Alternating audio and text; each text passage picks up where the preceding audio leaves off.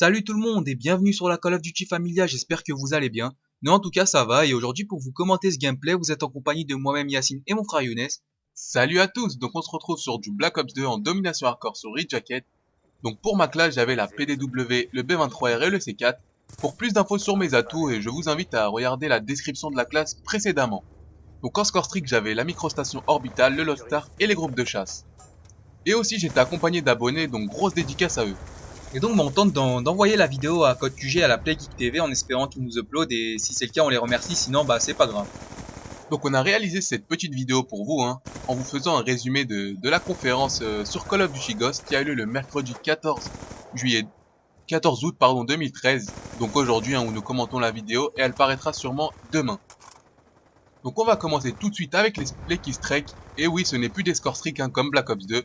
C'est le retour des keystrikes à la MW3. Donc il y a les keystrikes spécialistes avec le retour de la Moab. Mais nous ne savons pas si elle s'appellera la Moab, mais en tout cas ses effets seront similaires. Il y aura les keystrikes soutien, comme sur MW3 où on avait le bombardement furtif qui nous avait bien fait rager. Et les keystrikes assaut.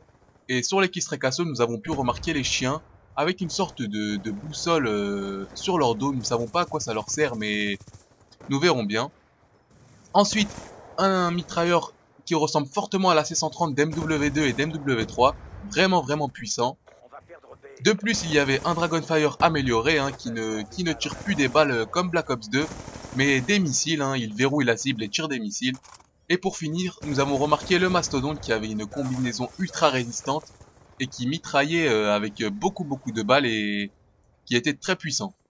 Donc on va tout de suite enchaîner avec les prestiges, donc il y aura 10 prestiges et vous pourrez personnaliser des personnages, donc il y aura 10 personnages un par prestige, donc dès que vous passez un prestige vous débloquez un personnage et la spécificité de ces personnages c'est qu'il y aura des filles et des garçons, donc pour les gameuses je pense qu'ils vont être très contentes. Vous pouvez les modifier physiquement, leur style vestimentaire, etc. On enchaîne tout de suite avec les armes, donc le conférencier nous a dit qu'il y avait 25 nouvelles armes, mais ils n'ont pas été révélées, on les a vues quelques secondes, donc nous n'allons pas nous permettre de dire des informations dessus. Cependant, il y avait des armes qu'on a connues dans les anciens Call of Duty, notamment la Vector de Black Ops 2, très rapide. Il y avait aussi la MTAR, le Magnum et le retour des Alkimbo. Donc les bruits des armes nous ont fait penser à MW3, le bruit de la M4A1 de MW3, on a pu le remarquer. Aussi, la façon dont il court n'est pas semblable à celle de Call of Duty Black Ops 2, mais plus à celle de MW3, donc c'est à la Battlefield. Il y avait aussi donc le viseur de base du sniper a été modifié, donc ça me fait plus penser à une sorte de loop. Il a été modifié, quand vous hardscopez, bah c'est différent. On a aussi remarqué un lance-grenade à la MW2, qui est vraiment puissant et ça nous inquiète vraiment. De plus, les déplacements du joueur sont vraiment rapides et sont favorisés pour les jumps, comme on le sait maintenant sur Black Ops 2. On a beaucoup de sauterelles qui sautent à chaque duel. Les déplacements du joueur sont rapides aussi pour le drop shot. Donc ces deux changements, le jump et le drop shot, ont été créés pour la compétition et ont donc été favorisés pour les compétiteurs, pardon. Et je pense que les compétiteurs vont être vraiment contents. Ils ont aussi innové au niveau de Call of Duty Elite, donc ils ont créé une application semblable. Donc dans cette application, vous pourrez créer un clan, vous pourrez manager votre clan, vous pourrez aussi rejoindre un clan. Il y aura, ce qui est bien, c'est qu'il y aura un chat entre clans. Donc vous pourrez parler avec votre clan dans un chat comme dans les forums. Oui, ils ont vraiment boosté Call of Duty Elite et je pense que ça sera vraiment intéressant d'y aller. Si vous avez vu la conférence de presse, vous nous comprendrez. Donc on va passer au Season Pass. Donc il y aura le retour du Season Pass, vous permettant de télécharger les 4 DLC maps. Et oui, il y aura 4 DLC maps, donc pas plus ni moins. Donc ils ont aussi innové au niveau des modes de jeu. Donc il y a beaucoup de nouveaux modes de jeu. Donc ce qu'on a pu voir, c'était un mode de jeu anti-camper, c'était assez épique. Donc c'est un mode de jeu où, à partir du moment où vous avez fait votre premier kill, vous avez 30 secondes pour faire le deuxième kill, ou alors votre joueur explose, c'est tout simplement incroyable. De plus, pour ce mode de jeu où vous fraguez et vous avez 30 secondes pour fraguer une autre personne, sinon vous explosez, les maps ont été réalisées parfaitement exprès pour ce mode de jeu. Le conférencier nous l'a bien fait remarquer. Donc les maps, c'est un peu une map semblable à Dome sur MW3, vraiment petite avec beaucoup de duels. Donc ne vous inquiétez pas, les 30 secondes sont vraiment larges pour réaliser un autre frag. De plus, on a remarqué un deuxième mode, le retour du zone de largage d'MW3. Donc la zone de largage, j'explique pour ceux qui ne savent pas. Alors il y a une sorte de fumée rouge sur un endroit de la map. Et vous devez tous rentrer dans ces comme du point stratégique. Et la seule différence, c'est qu'il y a des colis stratégiques qui y tombent et nous devons les capturer. Il y avait aussi un nouveau mode de jeu semblable à celui de l'élimination confirmée. Donc dès que vous faites un kill, au lieu que la médaille apparaît, et bah il y a une sorte de valise comme la bombe qu'on doit prendre en recherche et destruction. Et dès qu'on passe dessus, et bah la valise, il y a un petit chargement et dès qu'on a fini le chargement, on a des points. On a aussi remarqué 3 nouvelles actions vraiment épiques. Donc il y a une action au niveau du cut. Donc le cut, le joueur agrippe le col de l'adversaire et lui met un coup de couteau un peu à la manière d'Assassin's Creed. C'est vraiment très beau à voir.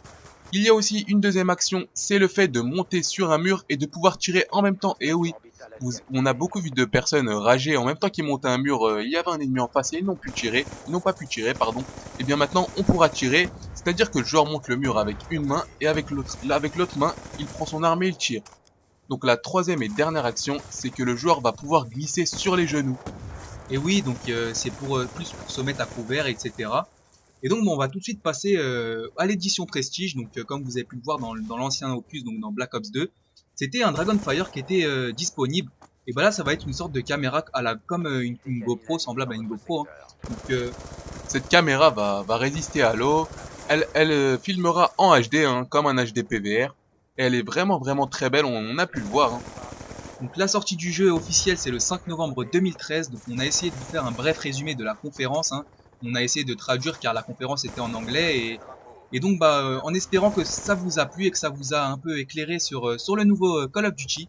Oui, et nous personnellement, ça nous a donné envie d'acheter Ghost. Bon, au début, ils nous ont sorti quelques informations inutiles, du genre les petits détails sur les atouts. Mais bon, à la fin, ils se sont rattrapés, ils nous ont montré quelques gameplays et ça nous a vraiment donné envie de l'acheter. Donc nous, personnellement, on va le prendre sur PS4. Mais sachez qu'il va aussi sortir sur PS3 et Xbox. Donc dites-nous dans les commentaires sur quelle console vous allez le prendre, ça nous intéresse vraiment.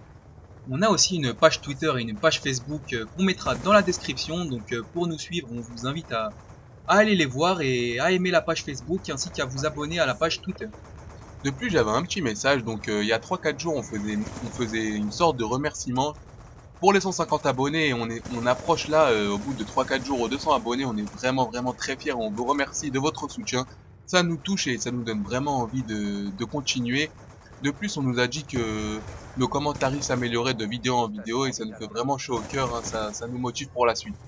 Ouais, et en plus, donc dans la conférence de Call of Duty Ghost, on a pu voir deux équipes s'affronter. Donc à mon avis, ça devait être des professionnels parce qu'on les voyait, ils étaient en train de drop shotter, ils faisaient des jumps, etc. Et franchement, ce Call of Duty il est prometteur. Donc j'espère qu'ils vont aussi innover au niveau des connexions, nous mettre des serveurs dédiés, car sur Black Ops 2, les retards, les lags de compensation, etc., ça m'a vraiment saoulé et j'espère vraiment que le retour des serveurs dédiés sera là sur le prochain Call of. Eh bien, nous espérons que cette vidéo vous aura plu. Donc, si elle vous a plu, lâchez-nous un petit like, ça nous ferait vraiment plaisir, un petit pouce vert. Et abonnez-vous pour rejoindre la Code Familia, faire partie de la famille.